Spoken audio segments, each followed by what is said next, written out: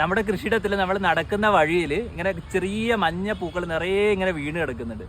എന്താ വീണ് കിടക്കുന്നത് നമ്മളിങ്ങനെ നോക്കി. അപ്പോൾ നോക്കി പോയപ്പോഴാണ് ഇത് പൂവിട്ടതാണെന്ന് മനസ്സിലായത്. എന്താണ് നമുക്ക് നോക്കാം.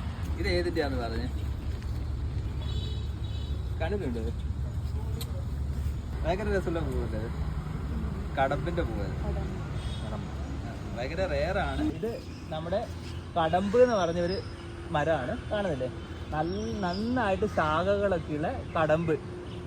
അതിൻ്റെ ശാഖകൾ ഭയങ്കര രസമാണ് കാണാൻ തന്നെ, കാണുന്നില്ലേ? രണ്ട് സൈഡിലോട്ടും വീണ് നല്ല ഒറ്റൊരു തടിയും നിറയെ. നമുക്ക് കയറാനൊക്കെ ഭയങ്കര എളുപ്പമാണെന്ന് തോന്നും.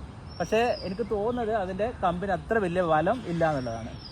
ഇതിൻ്റെ പൂക്കൾ കണ്ടോ എന്തൊരു ഭംഗിയാണെന്നറിയോ. ഒരു ടെന്നീസ് ബോളിൻ്റെ ഒക്കെ പോലെയുള്ള നല്ല രസമുള്ള പൂക്കളാണ്. ഇതിനകത്ത് നിറയെ ഇങ്ങനെ പൂമ്പൊടി പോലെ ഉണ്ട്, ചെറിയ ചെറിയ പൂക്കളാണ് അതിനകത്ത് നിറച്ച്.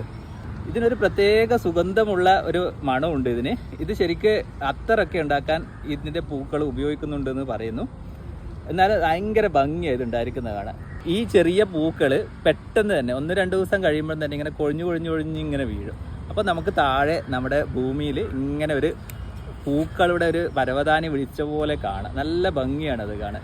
എത്ര ഭയങ്കര ഫാസ്റ്റ് ഗ്രോയിങ് ആയിട്ടുള്ള മരമാണ് ഈ കടമ്പ് മരം. ഒരു 2-3 വർഷം കൊണ്ട് തന്നെ ഇത്രയും വലുതാവും ഈ മരം. അതാണ് അതിൻ്റെ പ്രത്യേകത. ഭയങ്കര വേഗത്തിൽ വളർന്ന് അത് ഈ കുളത്തിൻ്റെ ഒരു കരയിൽ നിന്ന് അടുത്ത കര വരെ അതിൻ്റെ കനോപ്പി എത്തും എന്നുള്ളതാണ്. ഇത് കൊഴിഞ്ഞ് കഴിയുമ്പോൾ കണ്ടേ, കുഞ്ഞ് വീണതിന് ശേഷം അതിനുള്ളിലുള്ള കായാണ് ഇത്. കണ്ട്